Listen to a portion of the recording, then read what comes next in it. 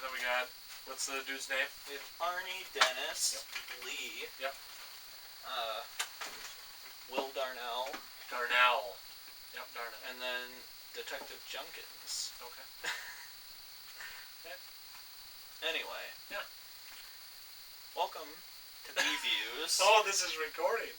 Oh, alright. Yeah. Oh, okay. Alright. Anyways, I'm Mike. I'm John. And this is B-Views. Yes, B-Views. Welcome to week 2 of Halloween Stephen King Spooktacular. Yes. I think that's what we're calling it, right? Sure. I think we figured that out in the last episode, which is actually the next episode. It's alright. We are fucking this up. It's fine. Yeah. So we covered a classic tonight. We covered a lot of classics tonight. We covered an absolute classic in Christine. If you like cars, you'll love this movie. Okay. What? We can call this a classic. I don't know if it counts as a classic. I think this is a cult classic. I would consider this, for myself, a classic. Oh, this is a movie that my grandparents showed me when I was a kid, and I loved it because it's a car that drives itself and kills people. Yeah, it's that's dumb. a badass car. It's dumb and it's silly. And they include muscle cars, which I love. I mean, I've never cared too much about cars, but I mean, it's cool. It's always a dream of mine. They're pretty cars. Get a good old muscle car. It's a nice red car. And what's funny is, I was listening to the audiobook for this, and I was like, what the fuck does because, like, I didn't remember exactly, like, what the car from Christine was, and I just looked up, 1958 Plymouth Fury, and every single fucking one of them, every single picture was just a picture of a red with white trim Plymouth Fury because of this fucking movie. Well, of course. Of course. And it's a beautiful car. Because this book and this movie turned to this car, which originally apparently wasn't considered like a classic car. Right. Made it into a collectible classic car. Fucking A. Which is Thank you, Stephen, for fascinating. For giving a good name to Plymouth. Yep.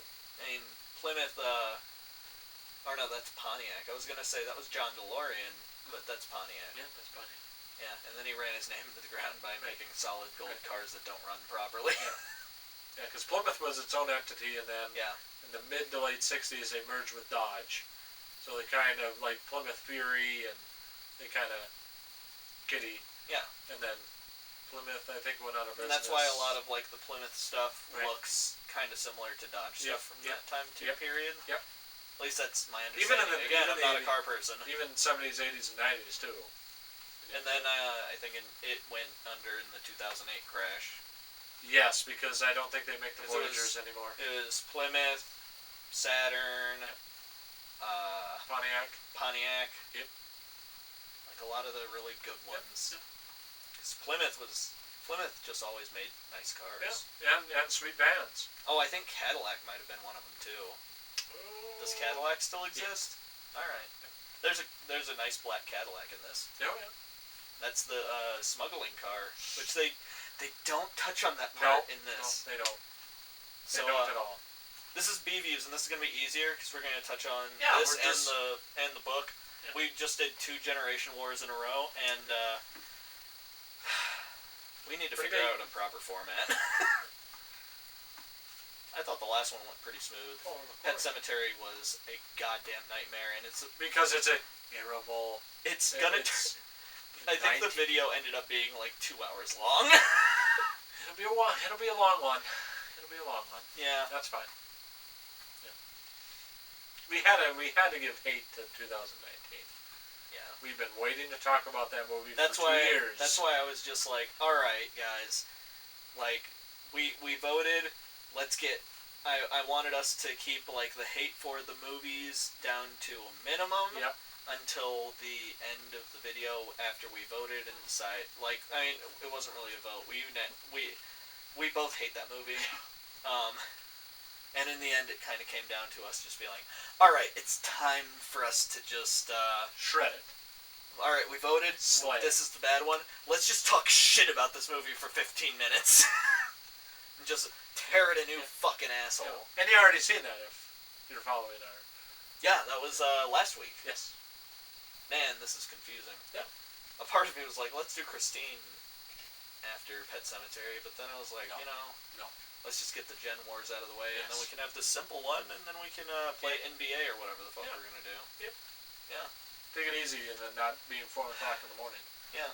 Yeah. So, I never read this book before. I just listened to the audiobook. I listened to the last chapter, which is, I think, chapter 51, titled Christine. Mm-hmm. I listened to that, like, twice, because everything's so chaotic at the end of this book that I had trouble keeping things straight, and the end of the movie has kind of helped me understand a little bit more, because it's a lot of, like, mapping things out, where it's like, she went over to this area where this was, and it's like, okay, I'm not a car person, don't know a lot about garages, didn't know that you could rent garages from people to keep cars in. Let's just take this a little bit at a time. It was really nice to watch the movie again for the first time in probably 15 years now, and just kind of understand. Like, all right. Yep. This is everything. I'm sad that Petunia wasn't in the movie, because Petunia. I don't know if you remember Petunia. No. Petunia is the truck. I actually never read this book. You didn't? No. I thought you said you did. If I did, it was probably one of the first ones I read. Okay, well, Petunia is the truck that they used to destroy Christine at the end of the movie. Okay. Spoilers. Skip right to the end. Petunia is a giant sewage pump truck that's just painted pink, like hot pink, and they just use it to basically do what they do with the bulldozer and just fucking mash it to pieces. Awesome. But let's get into this movie a little bit. That's as we talk about the movie, I'll add a little bit of stuff about the book, since I'm apparently the only one who's read it. Yeah. Or, well, I listened to it. Yeah. Listened to it at the gym. If I did, it was a long time ago. Alright. Super long. So, Mike, tell us a little bit about this movie, because I'm tired. Badass. It's badass. It's a if fun you fucking movie. love cars, this is a badass movie, because it introduces a whole hell of a lot of good ones. If you like cars, if you like classic rock, and if you like John Carpenter. Yeah. And a lot of oldies. Yeah. A lot of malt shop oldies. Well, I called that classic rock. Yeah. But it's rock and roll. Yeah. It's not classic rock. Right. It should have been, A lot of oldies. Yeah. Good stuff. You got some Stevie Wonder, I want to say. Yep, Not Stevie Wonder. Well, you got Little Richard. Little Richard. Yep. Yeah. Yep. Then Bay City Rollers at the end. Yep. And then George Thorogood, obviously. Yeah. Who apparently originally was in the movie, and he got cut out, or something like that. Okay. Or he never, or he didn't get to do his scene or whatever. All right. Which I thought was kind of interesting. Yeah, that would have been badass. So, one of the ways the movie differs really heavily from the book is the beginning. Okay. Because that scene where, the car is getting made, that's not in the book. Okay. We just start up with a little bit of explanation of, who Arnie is and stuff, and then them driving by, and him being like, stop, I need to go back, I want to see her again. Mm-hmm. And, that scene. Alright. So, all of that was made for the movie, and John Carpenter said he based it on an Alfred Hitchcock thing, where apparently Alfred Hitchcock said he would like to make a short film, and the entire short film would just be that a car going through and being made in an assembly line, and then at the end a hand falling out of the trunk. And that's kind of cool. Yeah. No, that's kind of neat. And that's kind of how it works, except the guy goes in there and fucking dies from whatever. It's a cool idea. It doesn't explain anything about the car, but I'm okay with that. Yeah. One of the things that John Carpenter and Keith Gordon, who's the actor who plays Arnie in it. They're both very much just, and everyone else is like, okay, well, we're gonna make a movie based on Christine. Yeah. Stephen King is really good at making mundane, weird shit that should be silly into creepy shit. Yep. Yep. So, but a lot of Stephen King stuff doesn't adapt well to film, because when you put certain things onto film, it just looks silly by just the fact that it looks silly. Right. And the concept of a car that kills people on its own, it's kind of silly. It kind of is. Yeah, but it's kind of creepy in the same way. Yeah, it reminds me of, it's almost like, the bed that eats, almost, type thing. Except Stephen King wrote it, so it's amazing. Right. And it has a little bit of versions of Maximum Overdrive.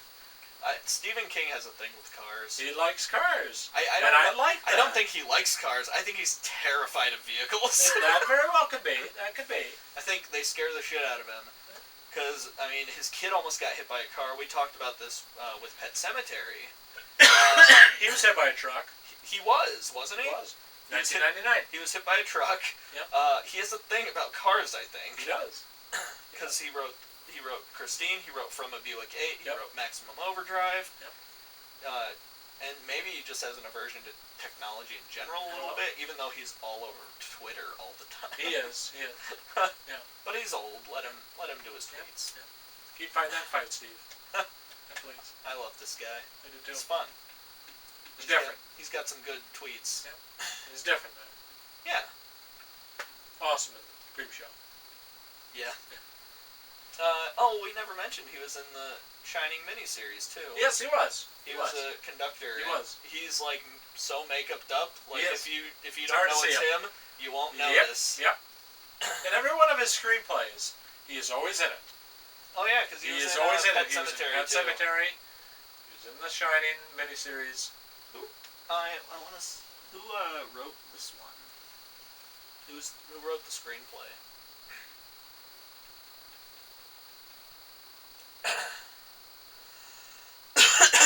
Bill Phillips. Don't know who that is. Neither do I.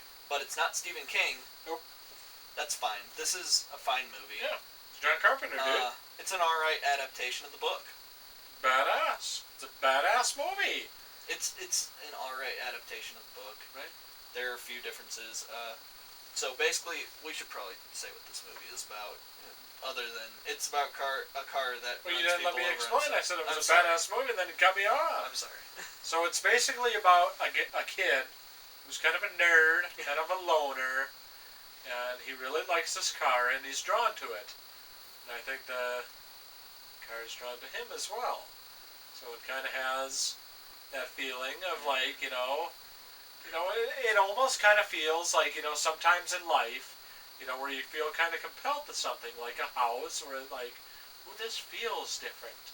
Mm-hmm. Even like when you go into a house, if you're searching for homes, it's like, man, this really stuck with me, a house. Where it almost kind of feels like, you're gravitized toward it. Yeah. And that's what this movie kind of is. Arnie and the car become really one. Yeah. I mean, that he's really, like I said, kind of a loner, loser, nerd. And when he gets the car, this is when he gets confident and cocky, and his personality changes, and, he becomes one of the car, Yeah. Oh, yeah. And that's kind of what it really kind of revolves around, a senior in high school, and, finally trying to earn a little bit of independence. Yeah. His parents don't like the idea of him buying a car. No, they don't want him to be independent. They don't want him to grow up yet. Mm. They want him to be the little baby, and and then he, obviously he gets the car, and that's where we're introduced to another character, Bill. What's his name? William. His name's Darnell. Darnell. Yeah. Yeah. Will Darnell. Yeah, Will Darnell. Because his parents won't let him have the car. Right, at their they don't house. want anything to do with that car. Yep. So he paid. Well, they don't. I don't think they say that in the movie, but in the book, he rents out stalls for people to keep their cars there and repair them for $20 a week, I think. Okay. Okay. Which is it's either $20 a week or $20 a month, and I think it's a week. Okay. All right. Because I remember being like, "Phew, that's rough." Yeah. That's a little much. Yeah. Yeah. Dirtbag. Well, he's a huge dirtbag in the book. Okay. And they make him a little more likable in this one. Okay. Which is hard to say because he is a bastard in this movie.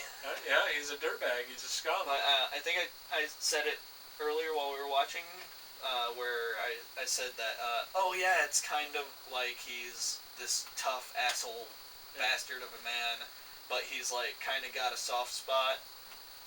And he kind of gets a soft spot in the book, but he's got a soft spot to kind of use this kid for nefarious purposes. Right. He's a dirtbag. Yeah. And because of, the way it works in the book is very different. Okay. I don't fully understand how anything works in the book. Okay. Because Christine seems cursed from the beginning. And the way it seems is the original owner, who is Roland LeBay. Roland. Oh. Raleigh LeBay. Oh. And that's the brother that George mentions in the movie. Because in the movie, George LeBay says, "This was my brother's car, and it's the only thing he ever loved." Right. And he was a mean bastard and all that stuff. Right. So, in the book, it's Roland, and he's the guy who has the back brace, and he's like a crazy old man who's really mean, and he has all those terrible, like, just creepy lines, like, there's no smell in the world better than a new car except pussy, and like, or he's a vile human being. Yeah, he's just a monster. Vile. But there's one of my favorite lines in the entire book, and it was in the movie, and he says something about like if he knew how much you were screwing him or something, like he would never buy this car. Yeah, Dennis.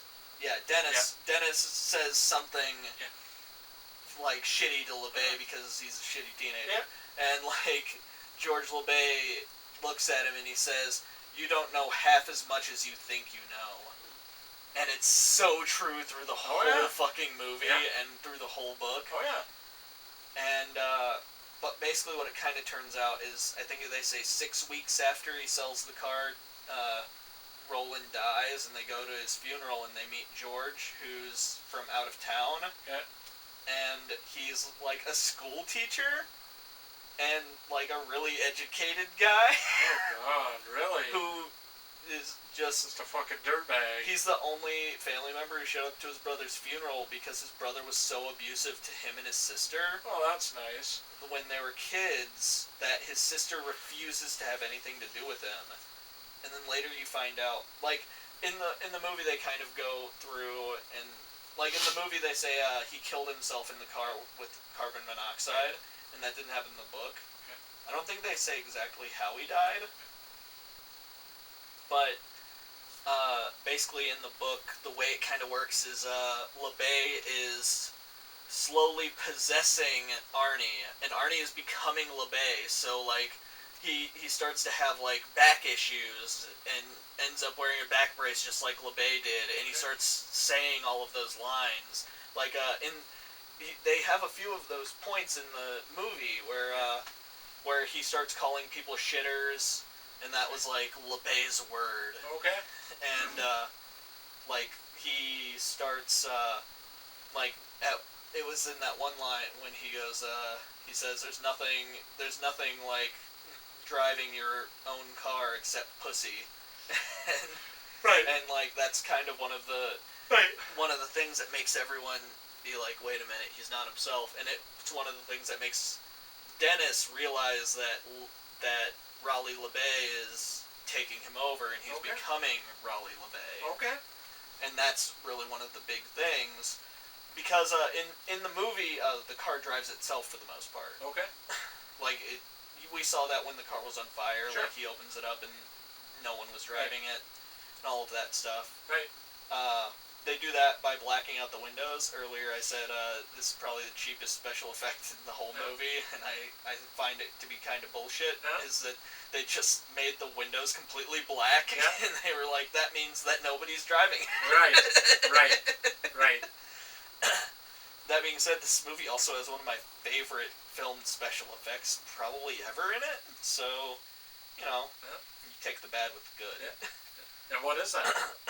Oh man, it's when they hook up fucking hydraulic presses to the inside of the body panels on one of those cars. Oh yeah. And they just like set it to where it's connected to the body panels, and it just like power and crumples the car, and then they reverse it, and it makes it look like the car's healing itself, and it's so cool. It is cool.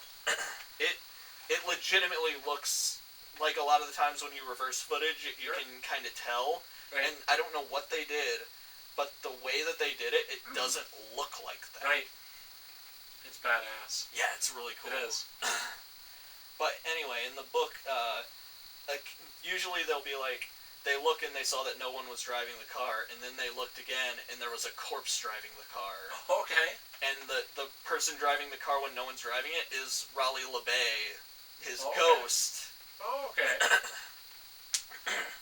Because in the book, they notice that no one dies unless he's out of town or he has, like, a solid alibi. Okay. So what happens is Raleigh makes sure that he has a solid alibi, and then he leaves his body and goes to the car and drives the car to murder people. Oh, nice. Which is a pretty silly concept when you explain it to people. Yeah. But it's creepy. Creepy, dude. It is. Like, the way they describe it, he is creepy as fuck. And at several points in the movie, they'll be like, and the car was filled with people. Right. And it's like, Raleigh LeBay's in it. His wife is in the car looking like she did when she poisoned herself with carbon monoxide. And his daughter is in the back of the car, looking like she did when she choked to death in the car. Jesus. And then, like, later on, as it continues to kill people, those people also show up inside of the car. Seriously? Yeah. Really? Yeah. So, like, it could have been... Oh, that's badass. I know, it's really cool. And, Oh. So, it adds a little bit more, and that's why I was like, oh, man, it would be really cool if they did make, like, a more modern remake of it. Right. Because, since this isn't really explained too much, one of the things is that the sister, Raleigh LeBay's sister, talks to his wife at one point, because apparently they had used to talk. Okay. And apparently, one of the things that happens is that she talks. She talks to her, and his wife at the time hints that it was right after his daughter's funeral, and his wife hints that he didn't do anything to help his daughter, and instead, like, when she was about to die, he put her back into the car so she would die in the car. And they kind of describe it as if he was almost sacrificing people to the car. Okay. And then he says, well, if he was, it wasn't intentional, because he was like a soup, just didn't give a fuck about any of that stuff. The only thing he ever cared about was Christine. Okay. Like, to the point where he only refers to the car through the movie as her or Christine. Okay. And that's a thing that kind of continues, and it becomes this thing that makes people uneasy in the book, where anytime someone refers to the car as her or she, it, like, makes it, like, later on, and they'll be like, she, I mean, it. Okay. Okay. Like, it's interesting. Okay. And it's another one of the ones that made me kind of feel like this is a book that feels like it would be connected to Dark Tower, right, but I didn't find anything that concretely really kind of describes it, right, or connects it. So, you know. And you said his name is Roland? Roland. Oh, all right. Roland LeBay. All right. Well, or Raleigh LeBay, because he went by Raleigh. Okay. Well, the main character is Roland Deschain, so. Yeah. Yeah. Yeah, maybe. Yeah, it's just this grizzled fucking World War II vet who just hates everyone, and there's a lot of characters like that. There are a lot of Stephen King characters that are just that person. Yeah, just a mishmash. Yeah. Well, you know, you write 60-something books, and you're gonna have some overlap. Yeah. Anyway, we should probably talk more about the movie, huh? Yeah, we can. Yeah, it's a really cool movie. I feel like I feel like we're just comparing it. Are you okay? You're twitching a lot. Sleeping. Yeah. Sleeping hard. I think another badass scene is when the car is chasing the two bozo kind of tough guys. Yeah. And that's Repperton? Yeah. It's Buddy. Yep, Buddy. And, yeah. That's a pretty badass car chase. Yeah, it's a cool car chase. And I love, like, they get out of the car and they're just like, someone's chasing us, and then, like, the car just comes and smashes right into that fucking Stang. Oh, that was awesome. And the car was, like, stuck, and then just dragging it around, like, flung it off of it. And then it creeps it again, and then it goes right to the gas station. And Buddy is just like the whole time, just, what the fuck is happening? And then the other guy was dead, and then the other guy died. Yeah. When the gas station exploded. He smashes into it, and then the gas tank just, I guess, disintegrates or disappears because it just starts flooding the place with gas. There's a lot of it. There's so much gas. There's a lot of gas. Big explosion, so the car's on fire. Yeah, and then they're driving around the car. Yeah. On fire. On fire. Chasing him down. Oh, that was awesome. Just have that music in the background. Like, I know a lot of the time when people are like, oh man, the car's on fire, you see it like kind of on fire on the roof or something. This car is on fire. Engulfed in flames. It's on fire. I was watching it and I was just like, how is anyone driving that without just melting? Yeah. Like, it's so much fire. Yeah. It's a lot of fire. And I know that someone was driving it because John Carpenter was talking about the fucking guy who was driving the car at one point in a commentary. Yeah. And he's just like, I'll never understand what... That guy was such a sport. Stunt guys are unreal, dude. And I'll never understand, like, what is going through that guy's head, because he just, like, drove through, he did that stunt, and then he got out of the car and took his face stuff off, and he just had the biggest fucking smile on his face. Fucking madman, dude. Like, he just did the coolest thing in the world, probably because he did. Yeah, I mean, you're driving a fucking burning car and you're running somebody over. You're driving a 58 Pontiac through a wall on fire. In a movie. Directed by John Carpenter himself. And you're just like, my life is the best. Fucking A, dude. I get to do this for a living. The fuck did you ever do with your life? Yeah. Did you ever drive a car on fire? Yeah. Fuck you, I did. Yeah. For a movie. Yeah. Badass. Man. Yeah. Yeah, There's a lot of badass scenes. Just a lot of cool car scenes. This whole movie, I feel like, is just a stunt driver's dream. Oh, yeah. Like, if you're a stunt driver, you would probably watch this movie and be like, man, I wish I got to do some of that shit. Oh, yeah. Or you'd be like, man, I'm happy I wasn't on that set, because I don't want to drive a car on fire. Right. Yeah, it's just a badass car movie, dude. But yeah, stuntmen are crazy, because I know, that guy who played Jason in the remake, there was a story I heard that he told. Yeah. Where he said, he was in, I don't remember what movie it was, but they were basically like, hey, we're going to need you, we have to have things set up this way, and he's like, well, if I'm down there that long, I'm going to end up having to, like, breathe in water, and, like, they're just like, well, we don't want you to do anything crazy, and he's like, give me, like, this bump, and, like, I'll just do the thing where I breathe in water, and, like, you guys have to pull me out within this amount of time, and then resuscitate me quickly. Wow. Imagine that. And he did that for a movie. That fucking guy is nuts.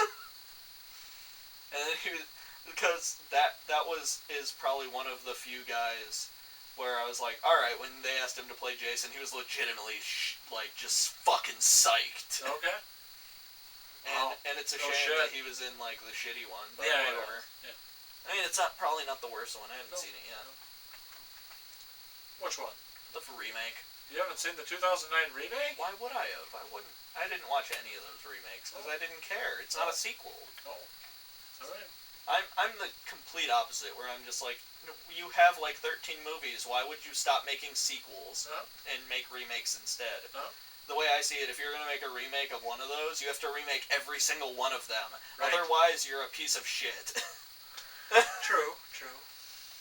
Otherwise, you're a poser. Why would you not remake all of them? Yeah, but it's a badass movie. Oh yeah, this is a cool movie. What's your favorite scene, Johnny? I mean, it's that special effect where the car heals itself. That's cool. I like it the first time it happens, and I love it the second time it happens too. I like to. Also, when they they run over a car with a bulldozer. That's pretty fucking cool. That's cool. Yeah. Maybe it was a front end loader. I'm not 100%. I don't know my big. I don't either. I'm not a construction worker. No. I thought it was funny too when the car was on fire and then it was driven back to what's his face's garage and that thing was just torched. It's just smoking and melted. It's like bubbling and shit. Yeah. It's really cool. And he's just like looking over there, and at first I was like, what is it about that? And he's just like, hey, is Arnie still on that run for me? And they're like, oh yeah, he just checked in. Like, okay. Yeah. Poor guy dies after that. Yeah, he has a crazier death in the movie, or in the book. Oh, okay. In the book, it's after he gets arrested. Him and Arnie get arrested because Arnie, like they keep talking about Arnie going and like doing deliveries and stuff for him. Those deliveries are fucking untaxed cigarettes that they're smuggling and like shit like that. The fuck. So he's smuggling shit in that black caddy. Okay. And then later on, like it turns out the cops. First off, the cops are suspicious of Arnie because even though they know he didn't do it, they're like, all right, there's something going on. Right. His car is cited at like all these things. Okay. And he's always out of town. We don't know what's happening, but he's involved somehow. Okay. But at the same time, it turns out they're also looking at Darnell because they all know that Darnell's a smuggler. Okay. And they're all like trying to get the evidence to catch him. Okay. So they end up pulling over Arnie, and when they catch him with the cigarettes, they raid Darnell's garage and arrest Darnell. And when he's out on bail, the car, Christine, like, barrels through his house. Really? And basically tears down his fucking house. Really? Yes. That's awesome. That's fucking badass. And, you know, a lot of Stephen King books, I feel like they have, like, a message that's more than... Yeah. That's more than what the scary stuff is. Yeah. A lot of people say, like, oh, it is just a scary clown story, and it's not. It's a lot more than that. Oh, yeah. When you read it. Oh, hell yeah. And I feel like that's kind of what this is. A lot of the lines in the book kind of show that... I think that this book is about, like, growing up. Okay. That switch from, like, your high school days to whatever comes after, you know, and that phase after your life. Yeah. And that phase as you transfer. There's a line in the book that says, if, the focus of being a child is to grow up, and the focus of being an adult is to die. Okay. Or is death. Okay. And, like, just that kind of transition between those two is very much kind of what this constantly seems to point out, you know. Yeah. And it has a lot of those elements because it's like buying your new car, your first car, fixing up, learning like what you want to do with your life, changing as a person as you get older. That's kind of what like we see Arnie do throughout the movie. Is he just changes into a completely different person, and like you can ask any parent, like they see their kid do that in front of their eyes, and it can be a lot for a lot of them. And I think like in the epilogue of the book, it has this part where it's like, yeah, you'd think that me and Lee would go on and get married and everything, but that didn't happen. We dated for 4 years, and it was a good 4 years, but as we looked at each other, we could only ever think about what happened with Christine. And as things went on, there became distance, and things just happened. And now she's in Arizona and married to another guy. And he's an awesome guy, and, like, I'm a teacher, and it's a good time. And, like, all of these kinds of life-changing things. So that's very much what I think this is a story about. And growing up. Yeah. Yeah, becoming yourself. Well, just like The Shining is really a story about being an addict and trying to just do that, just recover on your own and failing. Because it's really just like the failure of an addict is what The Shining is. And then, as opposed, Dr. Sleep is supposed to be the success of fighting addiction, while The Shining shows the failure. And a lot of people say you read too much into that or whatever, but I really don't think I am. And if I am, then Stephen King left some very specific quotes in there to, you know, maybe he didn't mean to do it, but it just happened. I feel like that's how the meanings of a lot of things happen with authors or creators, where you're just at a place in your life thinking about a specific thing, and maybe you're not meaning to write something about that, but it just happens. Like, it comes out that way. And there's always a hidden message with Stephen, so... Yeah, at least it seems like it. Oh, yeah. Yeah. I like this movie a lot. It's badass. It's a really cool movie. We're going to have to put massive spoiler warnings about books and movies on this. It's fine. Come on, you come here, you know that. But most of this movie is pretty accurate, except for, like, the LeBay stuff. That's probably because they didn't want to be able to do all the stunt stuff and makeup. Because then you have to take a stunt driver, put him in makeup, and probably have him act. That's enough. Like, you're lucky if you get a good stunt driver, let alone one that can, like, act in front of a fucking camera. Or is willing to sit... Well, even then, like, you're not going to have a guy, like, on fire in face makeup. You can't do that. Like, it's just a safety thing, really.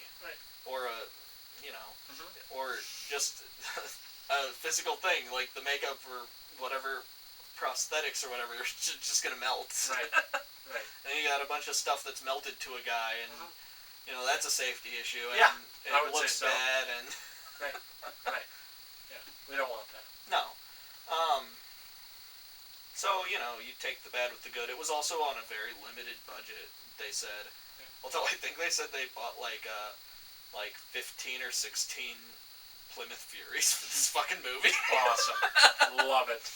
Because, like, every scene where you see a Plymouth Fury crashing into something, or, like, exploding into flames, or getting smashed with fucking sledgehammers. For every scene like that, you have to have a different car, because the car is supposed to be healing itself one time. So they have all these custom-painted Plymouth Furies all over the fucking place. Awesome. Yeah. No, it's a cool movie, and I like it a lot. Also, this is a pretty cool Blu-ray. I mean, it's a 4K, but it comes with a Blu-ray. I don't have a 4K player. But this is all it would let me buy. This is all that was there. Alright, sweet. Like, it's the only thing I could find on the internet. Awesome. So. Yeah, you found it. Yeah. We decided to do Christine on short notice when we learned that we would want to do a Generation Wars if we were going to do Maximum Overdrive. Yeah. Because this was supposed to be Maximum Overdrive, but I think it worked out fine for this. I think it worked out perfectly. It's a nice car movie. I really like Christine. Yep. And it's kind of close. So. Yeah. Whatever. Yeah. It's a car movie. Yeah. Yep. Also, that Plymouth Fury is a beautiful car. Oh, gorgeous. Gorgeous. Yeah. And I think Dennis has like a Charger, right? Mm-hmm. Something like that. Yep. I think in the book it's a Corvette. Okay. It's either a Corvette or a Camaro. I forget. All right. But they say it's like a junker one. Okay. It's just like it's not a junker in the. It's old. In the movie. Yeah, and this one is fucking cherry. And it's like bright, nice. Also, Arnie's mom kind of dislikes him, but like Arnie's mom, like they're childhood friends in the book, and Arnie's mom has known him like his whole life. So like she like really like they ask him to call them by their first names, so he calls them by their first names all the time. Right. Like the only time she ends up disliking him is when he comes and Arnold's like, yeah, I bought a car. Or I'm gonna buy a car because he doesn't buy it up front because LeBay forces him to pay with cash. Okay. All right. In the book. Yeah. Yeah. Not in the movie. No, in the movie he pulls out a checkbook and immediately writes a check. Right. Yeah. No, it's cool. I recommend reading this book and I recommend watching this movie because this movie is really cool. Yeah. I mean, it's give it a watch. It's cheesy. It's it's cheesy. It's culty. I love it. It's right up my alley. Yeah, it's fun. I love stupid bullshit like this. Badass. Chud is really good too. If you're gonna watch a movie, watch Chud. We don't have to talk about Chud. We don't have to talk about Chud. No. This is Christine. Yes. Yeah. Yeah. Give it a watch. Yeah. Watch this movie. It's really good. Yep. Yeah. It's fun. Happy Halloween, everybody. Happy Halloweeny. Get that vax. Yeah. Yep. Are we done? I think we're done. Go check out our Twitter and our Facebook. And that's the end. And our Twitch. I don't know what else to say about this movie other than it's cool. Yeah. And we talked a good bit about it. We talked about the good stuff. Yeah. Darnell gets crushed by a steering column, you know. Yeah. Buddy gets run over by an on-fire car and also ends up on fire. Yeah. Not a cool death. Moochie gets crushed. Oh, that's a cool scene. Hang on. I'm sorry, but Moochie's death is cool because he runs into that thing that's like, where he's like, haha, it's too skinny for the car to fit through, and the car just like slowly inches through and tears all the sides off of the car and then crushes him. Right. That's great. Right. Sorry. Anyway. Anyways. Yeah, check out our Twitch. Yeah. Get vaccinated. Yeah. Check out the Discord. Oh yeah, the Discord's cool. Yep. We're gonna probably do cool stuff eventually there. Yep. You join our Discord. Yeah, please join. Yeah, it's fun. Fun times. Yeah. Yeah. Well, we'll do a lot more shit. Yeah. Go get vaccinated. It's yes, FDA approved. Don't take horse dewormer. No. Because you'll shit your pants. Wear a mask. Yeah, wear a mask. Yep. Bye, everybody. Bye, everybody. I'm Mike. I'm John. Take care. Yeah. This is Donna. Donna. She's sleeping. Now she's up. Bye, everybody. Bye. Happy Halloweeny. Yeah, happy Halloween. Yes. Woo. Stay safe trick-or-treating. If you do that.